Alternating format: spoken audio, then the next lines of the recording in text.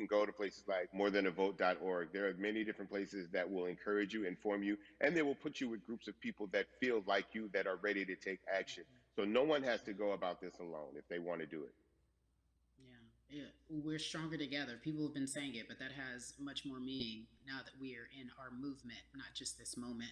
Bumby, it has been an education, always a pleasure. Thank you so much. I appreciate you. Keep fighting the good fight. Keep up the good fight.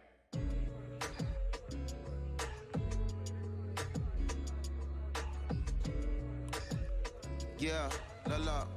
So our next guest, I have to admit, I'm a fan, but there are so many different people that we could talk to, and I thought it was so imperative that we speak with her. You know her as Molly on the huge, successful show Insecure, HBO's Insecure.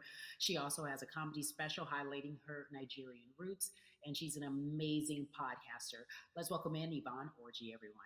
You have such a beautiful way of making things funny, giving us our medicine with some candy, right? The humor and the Yeah. healing. You bring all of that to your space. And right now, as you look across this country and how everyone is so broken and so upset, if it's not social injustice, it's the pandemic, it's depression, it's unemployment, the list goes on and on. How are you doing, quite frankly? I am I'm rediscovering self in a way that is hard but necessary, that will lead to ultimate joy. I know it sounds like a lot, but no, I think I personally think that God put all of us on a global timeout. Like we just, America hasn't done as good as other people when it comes to timeouts because everyone else is out playing at recess, and we're still in the principal's office hoping and wishing we can come out. But I think that if we settle into the timeout and really learn the lesson that we're supposed to learn from this season, I think we'll emerge better. We'll learn how to play well with others in more ways than one.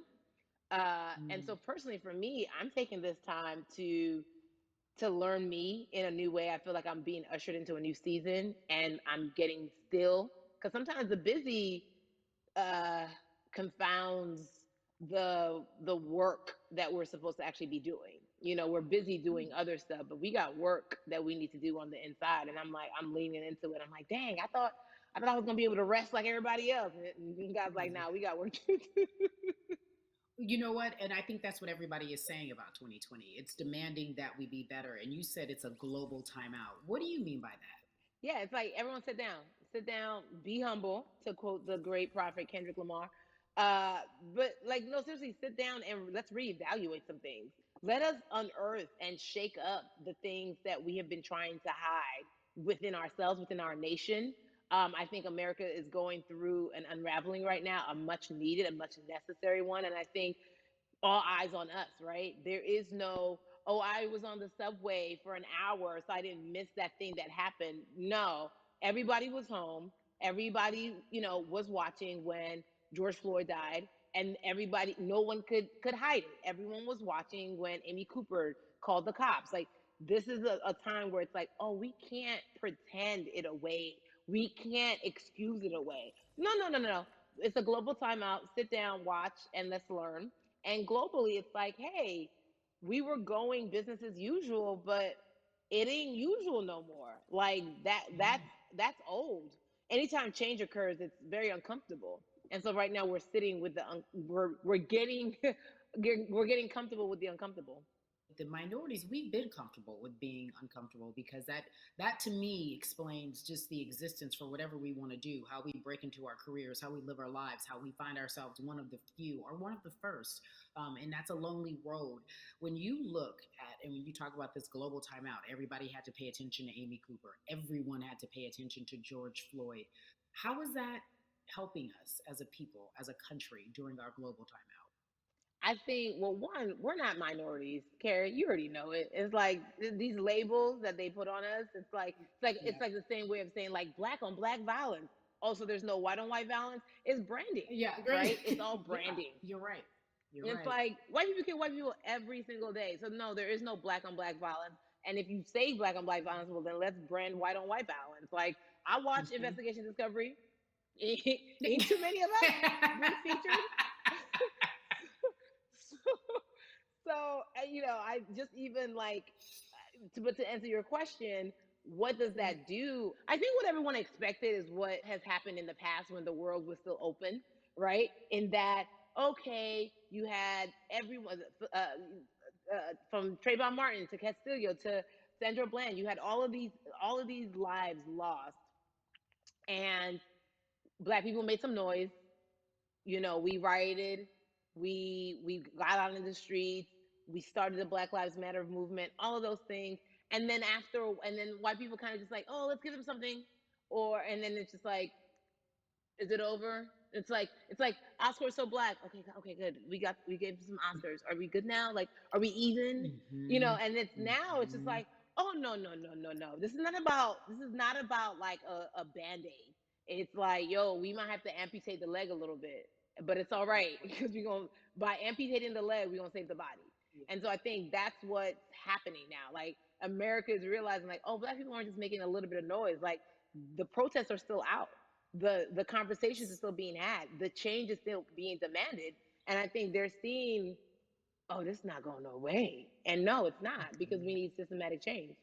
What a beautiful way to explore what is happening and describe our country. We might have to amputate the leg, but that's to save the body.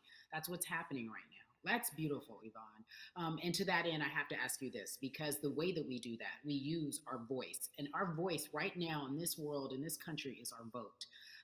And everyone talks about voting and how important it is, but I feel like more than ever we understand that it's not just about voting every 4 years for the man in office. It's about your local elections. It's about the mayor. It is about the district attorney, the people who have the power to bring charges against police if police brutality is an issue in your community. If you care about your school district, you can run for the school board. I ask this of you, right? Your parents are from Nigeria. You are Nigerian. You talk about that very lovingly. What does voting mean for you?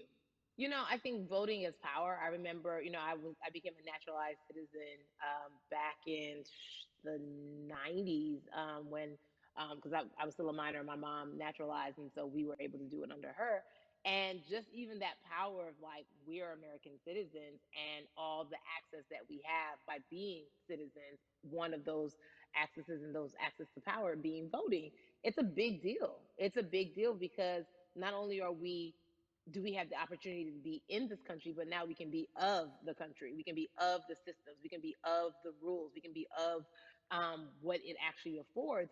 But I think going back to your earlier comment about just the setup of systems, I think we are done a disservice, either it's schools or whatever it is. And I'm not putting teachers on blast. I think teachers do a phenomenal job, but for some reason, we do not, and give them all the raises. I know too many parents who are like, I might, this child of mine, I do love them, but hey, who, where